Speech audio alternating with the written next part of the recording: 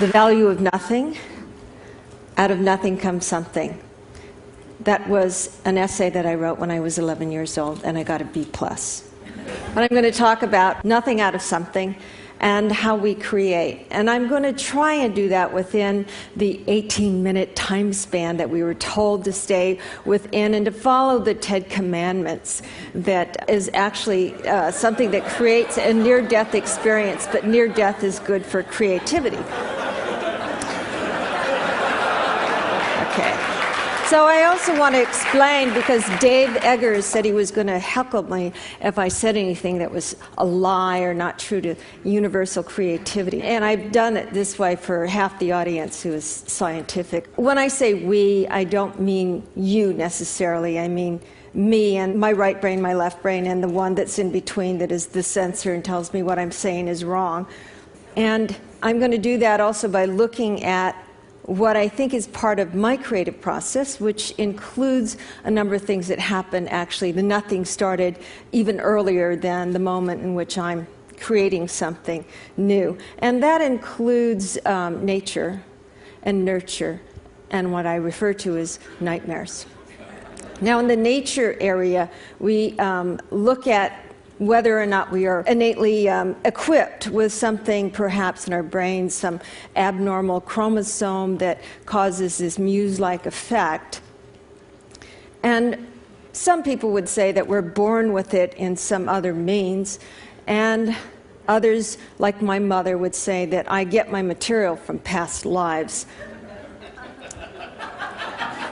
Some people would also say that creativity may be a function of some other neurological quirk, and the Van Gogh syndrome, that you have a little bit of, psychosis or depression. I do have to say, I read recently that Van Gogh wasn't really necessarily psychotic, that he might have had temporal lobe seizures, and that might have caused this spurt of creativity. And I suppose it does something in some part of your brain. And I will mention that I actually developed temporal lobe seizures a number of years ago, but it was during the time I was writing my last book, and some people say that book is quite different.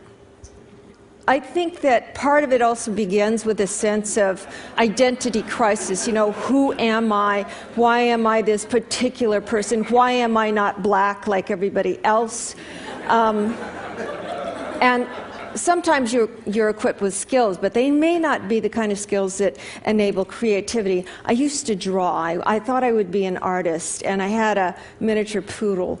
And it wasn't bad, but it wasn't really creative, because all I could really do was represent in a very one-on-one way. And I have a sense that I probably copied this from a book. And then I also wasn't really shining in a certain area that I wanted to be. And, you look at those scores, and it wasn't bad, but it was not certainly predictive that I would one day make my living out of the artful arrangement of words. Also, one of the principles of creativity is to have a little childhood trauma. And I had the usual kind that I think a lot of people had, and that is that, I had expectations placed on me. That figure right there, by the way, was a toy given to me when I was about 9 years old, and it was to help me become a doctor from a very early age. I have some ones that were long-lasting from the age of 5 to 15. This was supposed to be my side occupation, and it led to a sense of failure. But actually, there was something quite real in my life that happened when I was about 14, and it was discovered that my brother in 1967, and then my father 6 months later, had brain tumors. And my mother believed that something had gone wrong, and she was going to find out what it was, and she was going to fix it. My father was a Baptist minister, and he believed in miracles and that God's will would take care of that. But of course, they ended up dying 6 months apart.